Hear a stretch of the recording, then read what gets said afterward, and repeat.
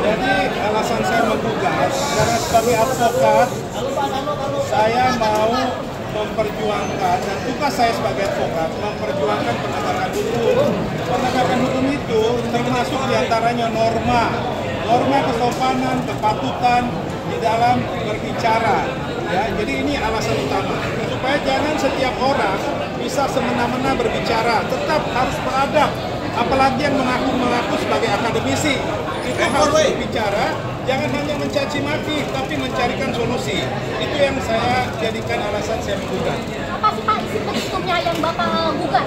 Isi petitum sudah ada waktu itu, di rilis saya sudah ada, ya, supaya hakim menghukum Rocky Gerung untuk tidak berbicara di seminar-seminar baik onsite maupun online.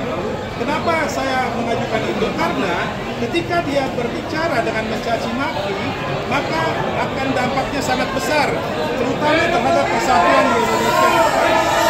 Jadi itu yang kita hindarkan di kemudian hari.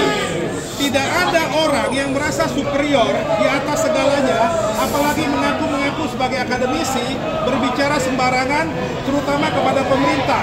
Saya pengkritik pemerintah, saya sering gugat presiden, ketua DPR, gubernur, dan sebagainya.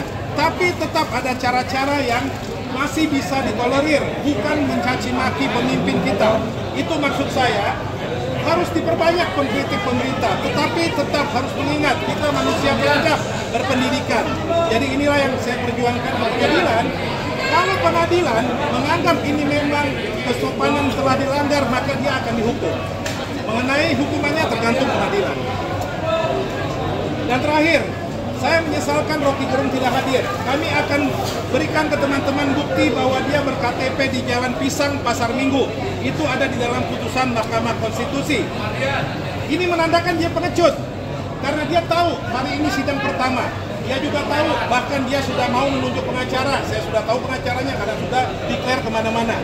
Jadi saya harap dia hadir di sidang mendatang. Karena kalau tidak hadir dengan alasan rumah pindah, rumah kosong, itu bukan alasan yang berdasar hukum. Karena orang bisa saja menghindar dari panggilan-pengadilan. Ayo gentleman, hadir di sidang.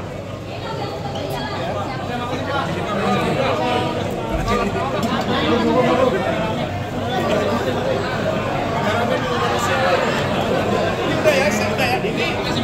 Ini coba, ini putusan Mahkamah Konstitusi, ya. Di dalam putusan Mahkamah Konstitusi, alamat Rocky Gerung adalah di Jalan Pisang, Pasar Minggu, ya. Dan dia di dalam putusan ini menyelampirkan KTP-nya. Jadi saya nggak sembarang gugat, saya nggak gugat di Sentul. Orang itu cuma sekali-sekali kok dia di sana. Jadi dimanapun dia berada, pasti kita tahu keberadaannya, apalagi KTP-nya di Jalan Pisang, Pasar Minggu. Makasih. Oke, silakan. Nanti di-share aja. Ya. Silakan.